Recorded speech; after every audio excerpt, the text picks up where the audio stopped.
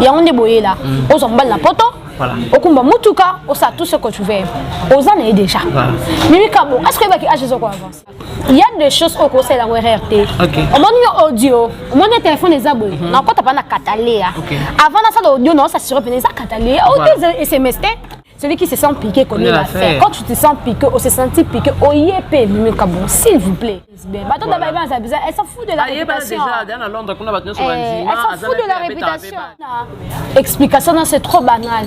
Moi, je me dis, le silence vaut plus que tout. Chaque Mimi Kabongo, et le Canada, il est là avant d'être silencieuse. Voilà, bonjour, bonsoir, très chers internautes, fidèles abonnés à Presque à la Guerrière Télévision. Ça dépendra toujours de l'heure à laquelle vous allez tomber sur ces vidéos en direct de Presque à la Guerrière Télévision. Vous qui êtes nouveaux, nouvelles, prières de vous abonner massivement et n'oubliez pas d'activer la cloche de notification pour ne rater aucune de nos prochaines publications. Mais voici venu avec un nouveau numéro de votre émission. On est là, on est toujours pour la actualité vraie, on est toujours pour la analyse où est vrai. Aujourd'hui sur ces plateaux, je ne serai pas seule, je suis avec ma consoeur Beryl Mabiala, boutique de la presse. C'est avec elle que nous allons essayer de causer sur l'actualité. Oyo et Kitty vraiment sur la toile, on a YouTube. On est obligé de vous informer, on est obligé de faire des analyses. Déjà, un grand merci à mon coach Massoléa Jonas, un grand merci à mon big conseiller par excellence Ibrahim Mutumba Aigle Royal 1m90. Un grand merci à Diogo Spike depuis Luanda, Baba Zinangatu Luanda. Un grand merci à vous. Mon réalisateur, le grand cordon, le grand caméraman Tony 5D, Papa la Divine Divencia. En tout cas, s'il a le même langage qu'avec moi, il a justement plateau Nanga, invité Nangaï Beryl Mabiala, que je vais déjà dire bonjour Beryl. Bonjour Katali à la guerrière. Bonne santé. Santé vraiment calme par la grâce de Dieu, tous amis. Moi, il a un yeribino. Il y a hiver na biso yango. Hiver na biso Congo to sande ntomi boma ka yana bine lango ata sa émission kota. Ce qui mboule zonga yo mo ebie to ko maka. O tambola boto mamu kuto bunda ka nela hiver na biso vraiment c'est un grand plaisir d'être encore ensemble et biké ba soutenir biso comme je l'ai dit bon moi to c'est propulser entre nous pour to comme appelle des bango bakoma to ça le corps bango te mais biso nous allons faire de notre manière pour to comme le corps bango mais ba image na biso mo. En tout cas boza sur la guerrière, bon s'abonner, mais tout au bon déjà dans les sabino, so bon s'abonner pas la guerrière, et ça vous petit coup de pouce pas là, parce que so bon s'abonner, non le babatam surtout bon monde. Bon c'est un grand plaisir. La chaîne Yannekonara, je salue le boss de la chaîne. Attendez à la guerrière dans un plateau, balobi la patronne, la patronne, merci beaucoup aussi à le coach Massola Jonas, papa, Tozali. Massola Jonas, je te salue et je salue Tony 5D derrière la caméra. Il faut le comme Moussou. 5D Tolo, Moussala, oh, t'as la qualité vraiment. Faut que nous s'écoute. Je salue tout le monde, maintenant sur la bouche de la presse, bon s'abonner, bon commenter, bon partager. En tout cas, sur la monde bino bokoti awa. Et ça a un plaisir parce que je serai toujours là pour nous servir bino. Voilà, babonné dans tout ya France, babonné dans tout ya Afrique. En tout cas, ba comme on est quotidien mais caraming te beaucoup ta vraiment na ba dédicace. Lolo Beauté la star, un grand merci pour nous soutenir. Ngata ba chaîne Belé Zali, ba chaîne Miné les Zali, mais le but tenait na pas la guerre, télévision, Presque à la Guerrière Télévision. Un grand merci à toi Lolo Beauté la star. Beryl Mabiala bouchou de la presse, Sombele Koya qui na YouTube, internet, biso stoka qui ba voice, je crois. Toto l'andapé voice il y a consort na biso a comment appelle les chroniqueuse, a sapé artiste comédienne Mimi Kabongo, oyo ba voice na ebima qui a sa lesbienne. Ah comment chroniqueuse? Oui, il y a comme chroniqueuse, à comment la chaîne, n'habité ça au cours, ça la lecture ni par rapport il y a ba voice na ebima qui étant lesbienne. Là vraiment quand elle est na yo kapasi makasi. Na habité moi je me demande eza internet ne yo bib samarambuto eza biso bateau parce que to vivre époque peut-être il y a pas ma soumonté d'être de chez nous mais to yo kapé ba solo. To vendre rapper pas ça être sur solo kala théâtre de chez nous. Lelo je suis étonné mon père c'est un pasteur. Mais lelo là avant de sortir quand dit maman Dilou peut pas ça le bi awa na nous sata qui m'a hésité. C'est-à-dire ce sont des chansons qu'on vend dans la kuna banda qu'on vend mon père c'est un pasteur ma tiende maman Dilou yo mo ko ba awa Satan alors on n'a pas hésité c'est-à-dire nous sommes mon éducatif. De même pena ba théâtre biso ezaki pe otali po tozana ba CD total RTNCR moko pe zongi saka ba théâtre tu sens que na ko vanda na ba papa na ko vanda mais lelo ni dité kota na théâtre ozwa idée té ce qui fait théâtre ça la Tchèque na peut-être ozo copine ba Nigérien mais Nigeria quand même ça la même attends ça la Tchèque a tenu moi à modérer mais biso on n'arrive pas à modérer les choses et ça passe comme on a Mimi Kabon, autre de PC chance dans les 5 à 10 ans à Icône. Et ça passe. Bah, ça qui va pour carrière. Le là, t'as pas ma somme, les canons sont dignes, tu y es pas ma somme. Et l'homme, on est à 20 sont dignes, tu es l'homme, ça qui mettre y est l'homme. Mais bango, pourquoi battre la bango les amouqués? Ce qu'on aurait remarqué, bango sont dignes, et bien, bah, pour internet, la bango les amouqués. À ça, comme moi, des entrants en mobile, limoué. Mais bah, papa, n'a pas ça, on s'ala, aïe, ça qui nous battait. Aïe, t'as mis madame, il va la battre. Aïe, t'as comme les heures qu'on appelle, aïe, théâtre. Comme son travail, lelo, ata bimi na nzondingte, baza ba icône. Même ban so to bete mo solo elombe. Mais ba tout sous na théâtre ba garçon so na réunion qui na moment mo comme eh écoute asila, ni ne ça que ba sila. Voilà. Parce que muta mtonga otanda kune aye na image mo so ba ngaka sa ki ndumba. On te sort de eh papa na poto ngana kana ke pe beaucoup plus ba comédien na biso ba ya na objectif c'est faisant ko za poto. Voilà. Poto ko ke na ba fona yo. Ba te beto ke aéroport siko tout na so ba tunyo so ba sala théâtre. Tout na so ba tunyo so ba bonka ba tunyo ma cheka sérieux na vie cheka objectif nga fona nyata mabele wana. Même si c'est comme en vacances ake ayebi atana biso ko do be non aleka te. En tout cas katali ando tika nga fona na loba je dois m'exprimer parce que moi c'est ngai du côté ndambu na zape na monde ba comédien. Malgré que je ne suis plus dans ça dans 100%, mais quand même, avant d'ailleurs, on a banda et ça l'inga tellement pas, j'étais tellement choquée. Au moni, mais non, c'est quoi qui sans pour autant et bah qui ici. Mimi Kabongo, la fille de ouf, moi je l'ai connue dans la groupe à Georges Mwanda. Donc tout le monde est filmé, moi si je me trompe pas, là qui tente là, tu t'as fait mango. Na bosani tu t'as fait mon tout ça ngana davina apoyana leki Mimi Kabonga taka tante na ba na bosani vu que ezaka là na sepela na yaya wana mais peut-être ko poussa na ko lobaneke moni et n'a occasion en soi n'a se perd na gêne comme pas possible ce qui n'a coûté dans nous dit Mimi Kabongo no zapété elle est parmi les gens on a bana basi assez pelisranga na scène aux idées à la terre dit manière modérée attends ça n'est qui nous montre comme côté mais tu sens que c'est une personne responsable maman moi on a mort boy mais comment on a biloko boy en tout cas je suis tellement choquée et là que comme ça j'ai pas dit que Mimi Kabongo a un théâtre un objectif mais me semble objectif on veut toujours apparaître on veut arriver dans un niveau où peut être possibilité de biso et commater quand elle est en avis sur le simba qui osama beaucoup plus et ça pour envier quand tu as vu eh ben mère bébé il y a na ketche oyebi ninga na zuité peut-être nga question ça on va parler na iba na créer des contacts na tchena carburant il y a 5000 francs na ibi na en abandon mais yo mon ngobi eh bébé la vivra au tout na pété que bébé nos une enfin té yo mon ka ngai na za bon je dois être comme et là comment ma comédien la biso balingi baza la véhiculer balingi ba ke Dubaï Bachaka Bello voilà à quoi taper c'est là make-up iPhone TikTok payé vous comprendre TikTok payé donc même à TikTok quand je vais faire mes vidéos mais nous avons aidé à sa manière de bénir les gens Tobo santé ba Mika bobana bana ba jeune fille quoi quand toi tu emboîtes un pas sache-le spirituellement aux gens emboîter pas à moi vraiment j'étais choquée parce que nous avons une page. Quand on a une page sur YouTube, nous n'avons pas nommé Barcelone et tout. Mais l'explication, c'est trop banal. Moi, je me dis, le silence vaut plus que tout. Ce qui Mimi Kabongo, et le Canada, il y a avant d'être silencieuse. Tu as comme un niveau, tu n'es pas ton gâteau fan de l'Europe. Tout le monde est pas comme que c'est belé, son belé, attends, on a tout et même si tu te sens coupable, même si tu te sens pas coqué comme il a fait, quand tu te sens piqué, on se sent piqué, oh yépé, Mimi Kabongo, s'il vous plaît. S'il vous plaît. Mais par rapport à Malobane Nenga lobby que Azaki a sa commettre qui erreur, Azaki était abandonné continue de la lova te, abandonné continue de la mobile naie op Azan Mboka libanda na habité. Non, ce sont de bêtises, ce sont de bêtises. Cataléa, il y a des choses au conseil de la RRT. Au moment audio, au moment téléphone des abonnés, on compte pas na Cataléa. Avant ça l'audio non, ça sur ça Cataléa. Au des SMS. Abi ba kombo zande mon ko lova na love. Ai mi no tanga te. Non, c'est des réalistes. Audio et SMS. Une fois la machine, c'est une salaire, notre cinéma, on peut pas. Ça se comprend. SMS, c'est un commis. Tu as dit que mais audio, c'est WhatsApp. Ce qui est transfert, na rekonzi makeza ki message akatana na transférer par exemple katena ni Tony 5 di bakombo ko mettre pas na sala audio nga moko comme ça ça que na koti audio azaki embrouillé bazaki na tournage moi embrouillé ma tournage il y a des choses ça la place dans le calme je ne pense pas que yo so un problème na mbal na yo o est-ce que na tournage ça me pose le audio non o comme ça les séries aux gens principalement dans le calme parce que c'est ça des problèmes ça il y a bino mais c'est parce que bandé ko che choix comme ça jalousie et le côté et le côté, en d'autres signes, lova. Ok.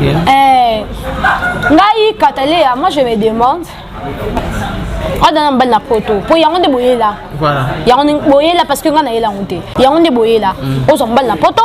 Voilà. Au combat Mutuka, on sait tout ce que tu veux. On en est déjà. Voilà. Mimi Kabo, est-ce que tu as déjà avancer? Jusqu'à quand on t'a pour ça fille de jusqu'à quand on a eu mon opinion mais bon Mimi Kabo on soit comme make-up au soura. On Mimi Kabo est battu être makala. On dirait que l'on debo. Mais make-up n'a faut d'été et ils ont c'est bien. Jusqu'à quand on réaliser qu'il faut que ça soit ma fille de na mariage baninga. Un je peux bailler na. Oh donc yo ça fait un problème la ninga sala qui fille donner na mariage. Ce n'est pas au moins bien c'est sa détermination. Voilà. Katalea, au revoir. Mais Monica, on sait qu'elle peut aider à tous à marier, dans sa poste à dimanche donner en enceinte. Ça. Non, et ça qui sous-monté. Mais, Milo, monsieur Katalea, ma grande soeur, ma fille de ma mariage à Baninga. Moi, j'ai rencontré une fille à sa animation MC, dans la mariage à Batou. Et un jour, il m'a dit, ah, Berry, non, ça, la mariage à Batou, je ne peux pas me à paix, c'est la mariage, c'est-à-dire, à juste détermination, on va dire, oh, il y a un bateau. Je ne peux pas me marier. Et à ta balle, quand ça fait de nerf, ta balle n'est bon, ça j'ai une fille. Ce n'est pas un problème. Mais ça, elle a payé. Il faut la robe, on peut donner nerf, on est. Mais quand ça, c'est la bénédiction, tant que c'est la baninga. Et ça, bénédiction, c'est ça. Au lieu que vous soyez un terme à bé. Et ça, bénédiction, c'est il y a plus bon yon la mat. Au sein de l'agneau, ça écoute, c'est que dans ça, on m'a fait me boya, et ça a été. Mais on fait mon yon. Attends, on yon, ça fait la bénédiction. Non, les comme sur la vie, ça a détermination, et ça a spirituel, ça a focus. Tu te dis que non. Oh, quand tu fais la chaîne, tu vas battre. Tu fais la chaîne à battre, tu vas la chaîne à battre. C'est ça. Oh, mais quand tu roules la chaîne à battre, tu roules la bise, tu vas monétiser. C'est bien, on va monétiser. Bise, de l'autre, on va monétiser, parce que je suis focus. Je me dis, à quoi bon, à quoi ça? Dans ça, la caille pas battre. Je peux recommander, on appelle la parole. Tout le monde m'a belle vie, qu'on dit. Tu as détermination. Si la bise, détermination, elle s'est dit, oh non, ça la pas battre. On peut recommander dans la. Mais par rapport, il y a un démotangi belle vie, quand il y a la bise, tout le monde a mis Mimika Bongo, Azaka plus, n'a pas film, pas belle vie, Azaka n'a pas plus, n'a pas film, et pas assez la bise. Mais tant qu'on m'a kababouizo, bima, au moins, que ça touché bateau, c'est normal, yomoko osa conscience que Moutouana a sa lesbienne, au lia kayembongo. On se rend compte que tant on a lié mbongo, on a la personnalité, il faut na battre là. Na cocotine de la kiba audio à beauté. Est-ce que c'est normal? Mais bata poto on aime ça, bata poto boni sanga na lo bango à 100%, 50% à mitu ba doka. Ba na famille on be kutu ba idate. O mimika bonga sana. OK. Avec bata poto pa pota ba tuzo ba makasi. Non mais ça qui conscience quand même que Moutouana ça lesbienne la fille a lesbienne mais pourquoi c'est pas mbongo? Il y en a bien ba pota ba makasi bata poto ça ba poto ko kate. Voilà. Mais surtout pota bango. OK. Bozo mo ateke réputation des en danger mobile me pas ko supporter te bokabwani hein. Non, problème c'est que les années. Mimika Bongo, Adam Kolo, a foutu la naku, moi en charge, elle sait comment elle travaille, elle fait sa vie. Je ne l'encourage pas, nous avons encouragé Mimika Bongo, c'est bien que ça m'a belle, que ça non lesbienne, qu'on dit même demande, parce que qu'on dit déjà ça qu'on accepté d'avoir pacte, mon robot. Autant que Bima qui n'a été tout coûtant à thème, déjà ton baki déjà oui, on dit qu'à un moment on dit ma déjà dit. Mais t'as pas de paix, mais tu n'as pas de Bongo, moi mais tout badoka. Comment se fait-il tout au beaucoup de film au théâtre, mais comment on a fait des ouf. Voilà. Comment se connaît son bébé et l'yomoro. Mais comment on se connaît bébé ça les années. La femme peut être ailleurs des casades lesbiennes. Bah toi d'abord elle s'en fout de la réputation. Elle s'en fout de la réputation. Elle s'en fout de la réputation. Mimi comment on se connaît, Mimi Kolo. Voilà. T'as la âge, t'as la moine, t'as la famille, t'as l'avenir. Et ça la rappelle bien. Au salut 10 ans dans théâtre, 20 ans dans théâtre, comme on ne peut bien n'enga ma bête ça bien. Voilà. Mais pourquoi comédie? Oh mais ça que commandé auto s'attendre de bango ne boya ba okuto zela na baya nga camerounais ko sere bima na ndima te ba auto zela na baya na bango ya kate mais auto s'attendre te wana non bon revoir votre manière de faire les choses donc lova et là qui n'ont couple le simité oyo na biso vidéo oyo na biso vidéo te mimika bongo tika théâtre te totala eka po neti nga façon na ko incarner ba rôle na ye ça me plaît je l'aime bongo c'est que wana sa vie privée na ye nga nota du côté artistique nota le kaka le valo va soki po zo po soko ta miniature au kota mais dans peu du temps au lit moi non mais mimika bongo elle va continuer sa vie. Voilà, merci beaucoup Berry Mabiala, je crois que tika toujours na CG wana te tout le monde a qui la sœur Christelle Gambela a qui ko s'excuser par rapport à la vidéo et nidité tout le monde a qui na apparition na internet. Est-ce qu'il est important na ba sœur se commettre erreur au sali bêtise na souka na ngwa ko senga pardon? Ngai yango na le bakatale est-ce que soko ya quitté donc tout ya pas na bino tout filmer yo. Moi je me demande, ils iraient au DGI, ils iraient au DGI. Non, mais il va m'abbé, hein. Toi, quand on est bassi, mais il va m'abbé. À quoi bébé, on va marquer ni beaucoup bébé, on va exposer mon tout. Mon dans ce cas, filmer l'unité, c'est qu'il y a une relation, et ça vraiment en commun. C'est qu'il y a une considération. Bien que tous autres bakar m'abbé, parce que si le temps m'appelle qui ça, il y a un téléphone, un scandale et ça. Parce que peut-être non moi c'est un bal nandaku, mais il on appelle ça scandale. Apparemment, ça a mobilité muta exposé qui est plutôt moi si à pasteur on a yatin de la vidéo. C'est quoi ça n'est de trop. Quand ta pasteur, ce sont vos trucs. Ce sont vos trucs entre vous. Quant à lui, tant au moment pourquoi pas supprimer Kataléa. Et puis la sœur, pourquoi bon comme il bat les battu Kataléa. Moi, je me dis dans ma vie, ça péché. Mais ce que je ne commets jamais dans ma vie, mon bal. Ok. Katale ngata mobala na te ozaka na moso botane bana na na salaka. Et ça va pure erreur au nom en tout cas na essence mais na commettre en côté. Ce sont de pure erreur. Au moins ça manza mawa, ça mana mon Nouveau Testament. Fa ka zaka ya Ancien Testament. Bino batuboya boye, ba zawadi ba ebele. O sala et puis comme ça jour quand vidéo n'est mais ça joue à Missy Single. OK. Elle a fait ça exprès ou quoi? Voilà. Parce que quand ta vidéo c'est elle-même qui est en train de filmer. On parle la vidéo. Voilà. Elle savait de ce qu'elle était en train de faire. Ya. Ce qui passe en beaucoup tanaka. C'est quoi vidéo? Penza menanga na jeté nza moyo obeta na fou parce que etonda voilà ba pasteur bo rendre biso un mauvais service makasi bien que to landa biso to yako sambela mais bo rendre biso et comme au ken église to ba to ko église pour na pasteur pété tout comme mutema ya to so ko église pour na pasteur oui mais quand même mon pasteur doit être un modèle mon pasteur ça n'est à cause de parfaité parce que nul ne peut être parfait dans ce monde nul mais erreur est à la moukié voilà moi ça malade erreur vraiment tout ça ba pasteur même biso hein tout ça qui est fort que na vie parce que mutayebi erreur ku faza que erreur et ça la vraiment plutôt bundaka kata mon nous avons na journée bundaka na ça bola plus erreur et ça qui est ce qu'on doit lutter contre un déjà l'esprit na yo même na vie na yo be bat bon na que quand elle est à lutter ne look parce que mutaka parfait à té en tout cas la sœur je suis désolée parce que je connais la famille Gambela jour dans mon vidéo on a eu ça mutuzaki mais je connais la sœur je connais la famille. J'étais choquée. J'étais hyper nerveuse, choquée quand elle de éviter à qui faire confiance, à qui à qui. Pourtant, vous êtes en train de faire des chansons, ils ont apporté un plus de ma vie. Mais Ebela Batulelo Berina interrompt pour moi. Ebela Batulelo Balobi aye le quoi Zawadi, Denge Zawadi Ayaka, pour na aye bana pour musique ne eko man actualité. C'est quoi ça dans aye bana? Yangwana qui kobi misa. Pour ça Sex Tap Denge ye mon copain la sœur Christelle Gambela a créé Sex Tap juste avant Abimisa single naye pour yeba que tant Abimisa single faut na lancer pour Abimisa. Amoni Nzambe so alingi afula mutu même di mania ya mondaine. Toke dans la mondaine fallait pour abenga ma welisa mais il fallait pour vendre que mania ma badman. Voilà. Vous comprendre? Nzambe so alinga fula mutu katalea au forcété. Pourquoi ka biso?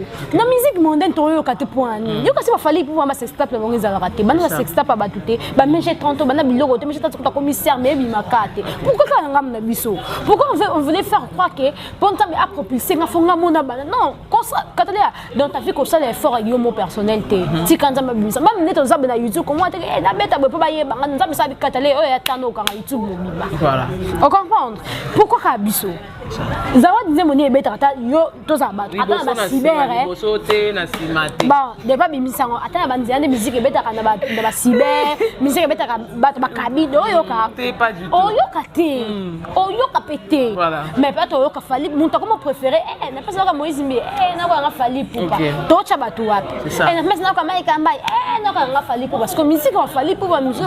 J'ai pas dit que baza batu so gine mais ça la musique na ba mondaine. Et comme beaucoup plus licolo que la musique na biso et ça passe au moins dans la trace ou dans mon que musicien chrétien a PC trouver musicien pourquoi zo ya kana musicien ya mondaine to banga rande bango yo ça na ba te faire tout ça c'est que ça va falloir pour pas te casser mais ça c'est que ça va falloir pour pas parce que il est discret de tout ce qu'il est en train de faire discret chez nous c'est la discrétion discrétion biso botika serre so comme ça les bons pour musique ne kana je t'assure ko yo kana te to yo ka ba Rosine Kayiba ti ba tout ça ba assister ba Rosine Kayiba pour abimisa ozoate ayaka na mon meilleur ami na s'imposer Rosine Kayiba elle laisse qu'elle est ba malheur ba wuta kuta ska courir za ka te à s'imposer elle laisse qu'elle est tant on sa musique ensemble matango mati voilà luka nzambeti mais pourquoi c'est ça ka ba basi ba mibali bande bima soto bito ça la bilan ya année au 2022 tout le monde a plus à 100%, 80% et ça plus bas en bas.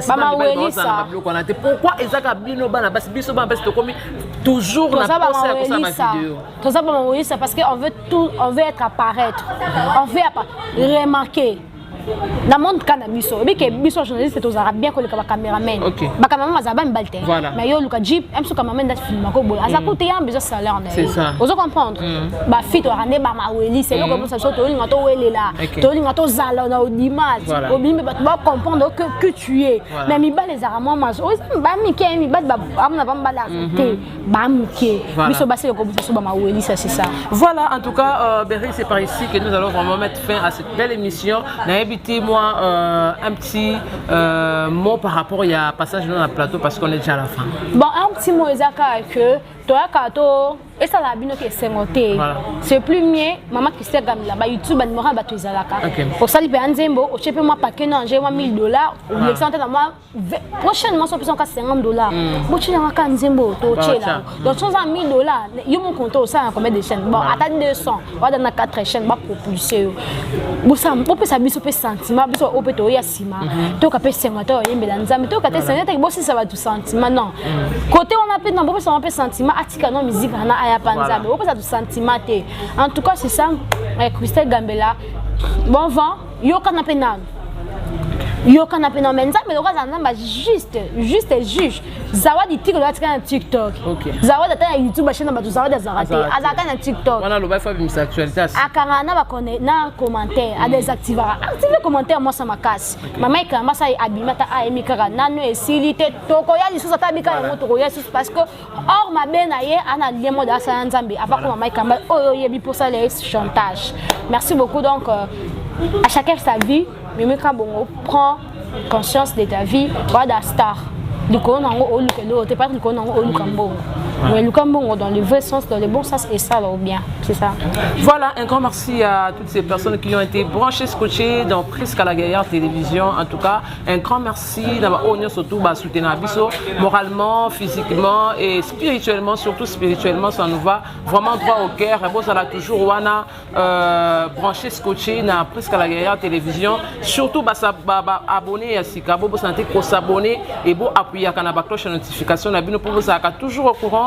Il y a la prochaine publication d'Abisso. Moi, je vous dis déjà un grand merci. Et d'ici là, portez-vous bien. On se retrouve à très bientôt. Bye bye.